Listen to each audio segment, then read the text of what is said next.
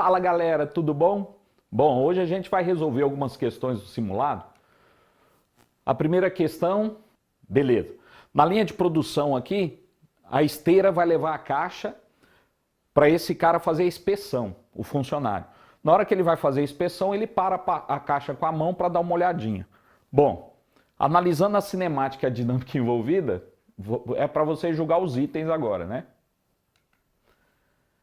Se a resistência do ar puder ser desprezada, gente, a força de atrito que atua na caixa na situação descrita e ilustrada pela figura 1 é horizontal. Bom, nem precisa ler o resto. Se não tem resistência do ar na caixa, as únicas forças que vão atuar nessa caixa vão ser o peso e a normal.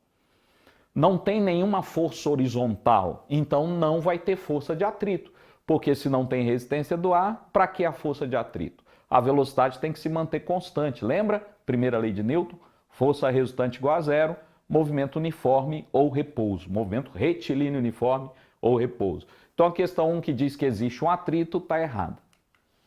O item 2 fala que a velocidade da caixa em relação à esteira na figura 2 é igual à velocidade da caixa em relação ao funcionário na figura 1. Bom, o que a gente pode dizer aqui? Eu adotei para a direita e para a esquerda para a gente poder conversar. Na figura 2, quando ele para a caixa, a esteira continua se movendo para a esquerda e, portanto, em relação à esteira, um observador na esteira vai ver a caixa se mover para a direita. Então, a velocidade da caixa em relação à esteira, na figura 2, é para a direita. E o módulo dela, né, o valor, é o mesmo da velocidade da esteira. Já na figura 1, a caixa se move em relação ao funcionário para a esquerda, com velocidade igual à velocidade da esteira em módulo.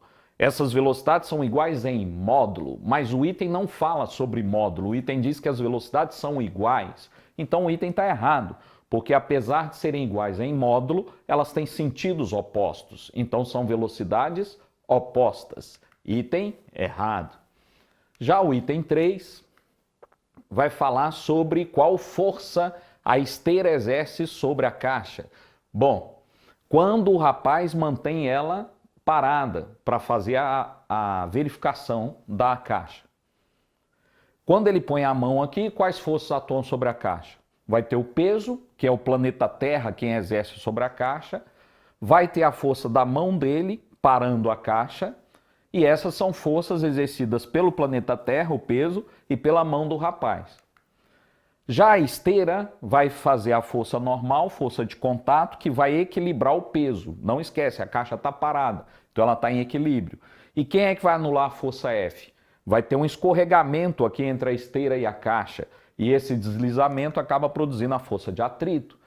A força de atrito quem produz também é a esteira. Então as forças que a esteira exerce sobre a caixa é a normal e a força de atrito. Se você fizer a resultante das duas, regra do paralelogramo, você tem aí uma força diagonal como mostrada no item. Então o item diz que essa é a força que a esteira exerce sobre a caixa, está correto o item certinho. O item 4, caso se considere a resistência do ar, agora teremos que considerar a resistência do ar. Pode-se afirmar que a força de atrito que há sobre a caixa na figura 1 é estática e na figura 2 é dinâmica. Quando não há deslizamento, escorregamento, quando não patina uma superfície sobre a outra, a gente diz que o atrito é estático. Quando você caminha sobre uma superfície, você não desliza seu pé sobre a superfície. Apesar de você estar em movimento, o atrito entre o seu pé e a superfície é o estático, porque não escorrega.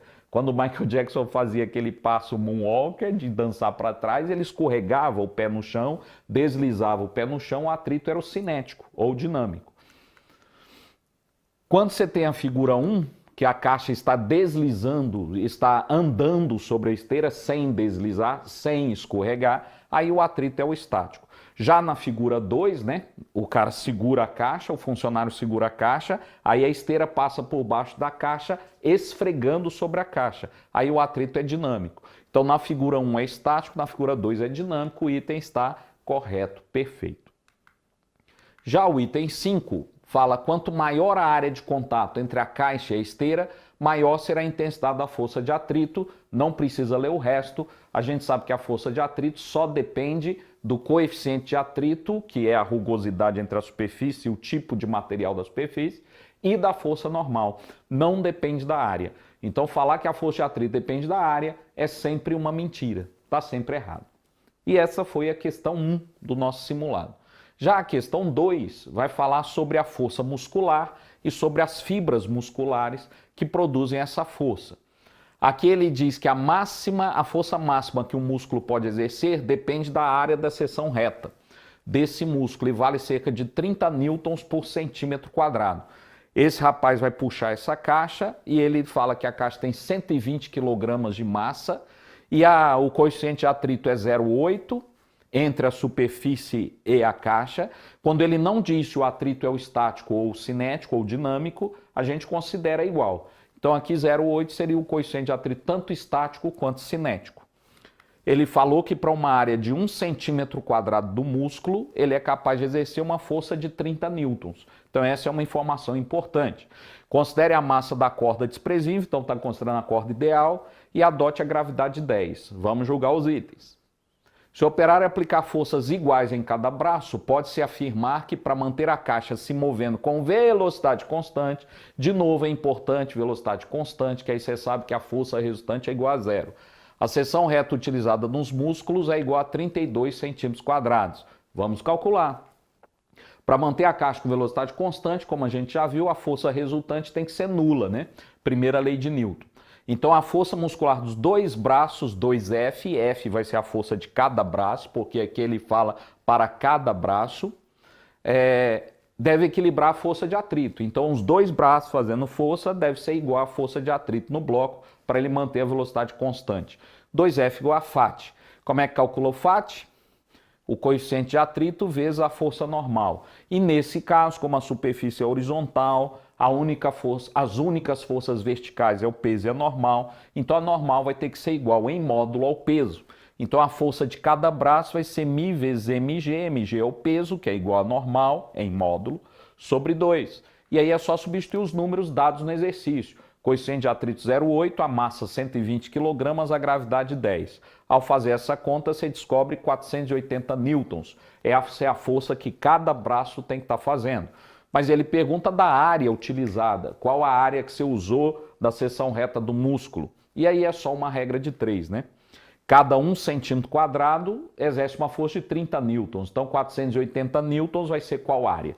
Fazendo a conta, você descobre 16 centímetros quadrados, o que torna o item errado, porque falou 32. Próximo item, item 2. Se operar e utilizar a contração de 20 centímetros quadrados. Então, lembra, slide anterior, 16 centímetros quadrados mantém a caixa parada. Ou parada ou em movimento retilíneo uniforme, que a força restante é zero. Se ele utilizar 20 centímetros quadrados, ele vai fazer uma força muscular maior e, portanto, vai acelerar a caixa. Bom, aí ele pergunta se a aceleração vai ser de 2 metros por segundo ao quadrado. De novo, é calcular usando a segunda lei de Newton. 20 centímetros quadrados de área em cada braço vai ser uma força de quanto? Aí é só fazer a conta. 20 centímetros em cada braço, você vai ter 40 centímetros quadrados nos dois braços. 1 centímetro quadrado é 30 newtons, então a força que você vai exercer vai ser de 1.200 newtons sobre a caixa. Aplicando a segunda lei de Newton, força resultante igual a massa vezes aceleração, a toda força corresponde uma aceleração. Lembra? De mesma direção e sentido da força aplicada e módulo dado por F igual a MA. A força resultante vai ser a força F, 1.200, menos a força de atrito. E a força de atrito é o μ, que é 0,8, vezes a normal, que é igual ao peso. 1.200 menos 960, esse 960 já é a conta, 0,8 vezes 120, que é a massa, vezes 10, que é a gravidade. E aqui a massa 120 vezes a aceleração. Daí você tira que a aceleração é 2 metros por segundo ao quadrado, o que torna o item verdadeiro. O item está certo. Já no item 3, é um item interdisciplinar, entrou biologia aqui na história. As proteínas mais abundantes nos músculos responsáveis pela contração das miofibrilas, que são as fibras, né, musculares, são a actina e a miosina. A contração muscular envolve a transformação de energia química em energia mecânica. Aí eu coloquei uma animação aqui para você dar uma olhada como é que funciona isso. A miosina acaba caminhando, entre aspas, sobre a actina. Você tem também a tropomiosina, outra coisa, a troponina. Tudo isso faz parte do movimento muscular, entrando o cálcio, o magnésio, como a gente já estudou em biologia. Bom, obviamente, é um movimento que precisa de energia, essa energia vem do ATP, e o ATP acaba transformando energia química em energia mecânica, o que acaba tornando o item certo. E esse movimento proporciona a contração das miofibrilas. E aí a contração muscular, né? O item está certo. Já o item 4, se o operário possui uma massa menor que a da caixa, ele só conseguiria puxar a caixa se o coeficiente de atrito entre seus pés e o solo for menor que 0,8. Para ele conseguir puxar a caixa tendo uma massa menor que a da caixa, a força de atrito que segura os pés dele no chão tem que acabar sendo maior que a força de atrito sobre a caixa. Mas como é que a força de atrito vai ser maior se a massa dele é menor e, portanto, o peso é menor e, portanto, a força normal é menor? Então, para ter uma força de atrito maior, ele vai ter que ter um coeficiente de atrito maior entre os pés dele e o chão do que entre a caixa e o chão. Então, o item fica falso porque falou menor que 0,8, teria que ser maior que 0,8. O item está errado. Já o item 5, caso a pessoa se canse de puxar a caixa e solte a corda no instante em que a velocidade da caixa é 2 metros por segundo, pode-se afirmar que a caixa se deslocará menos de 30 centímetros até ela parar. Bom, se ele soltar a corda no momento que a caixa está se movendo, a única força resultante sobre a caixa vai ser a força de atrito. E aí, se a gente utilizar a segunda lei de Newton, força resultante igual a massa vezes aceleração, a força resultante vai ser o Fat, massa da caixa, aceleração. O Fat a gente já tinha calculado 960, a massa 120, a aceleração é o que você quer saber. Aí você descobre que a aceleração é 8 metros por segundo ao quadrado. Conhecida a aceleração e a velocidade inicial, e sabendo que a caixa vai parar, ou seja, a velocidade final é 0, como é que você pode calcular o ΔS, o deslocamento? Não tem o tempo, você pensa logo em Torricelli. Então, utilizando a equação Torricelli, velocidade final é 0, a inicial é 2, a aceleração é 8, só que negativa porque está contrária à velocidade. Fazendo essa conta, você descobre 25 centímetros, que é menos de 30 centímetros, o que torna o item verdadeiro. Aqui termina a segunda questão. Vamos para a terceira e última questão do simulado. Um bloco de massa igual a 5 kg encontra-se inicialmente em repouso, então não esquece, V0 é 0. Sob uma superfície horizontal com atrito num local em que a gravidade é 10 metros por segundo ao quadrado. Aplica-se então uma força F paralela à superfície, desde o instante inicial 0 até o instante TF, em que o bloco retorna ao repouso. Como é que o bloco vai retornar ao repouso? Se essa força é sempre positiva. A força sempre positiva, o bloco sempre acelera. Aqui acelera cada vez mais, aqui acelera cada vez menos, mas a velocidade está aumentando o tempo todo. Então como é que ele vai parar de novo? Só por causa do atrito. Então quando essa força vai diminuindo, em algum momento a força de atrito vai ser maior que essa força, provocando a desaceleração e o bloco vai parar de novo no instante TF.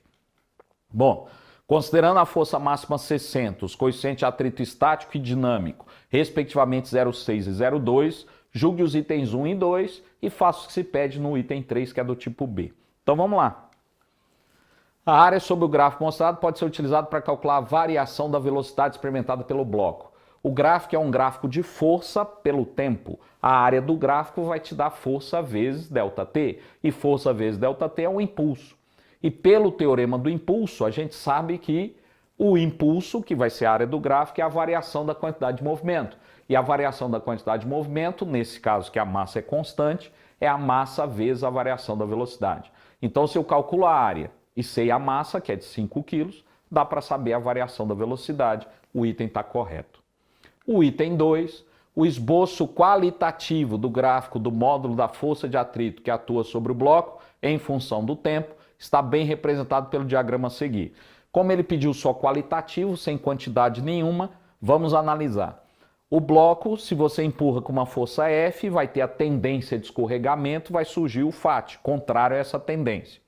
Enquanto essa força F for menor que o máximo valor do atrito estático, o bloco vai continuar parado. Então, por exemplo, a gente calcula o Fat estático e descobre que ele vale 30 newtons. Então, enquanto essa força for menor ou igual a 30, o bloco está parado. Então, se essa força for 5, o FAT é 5.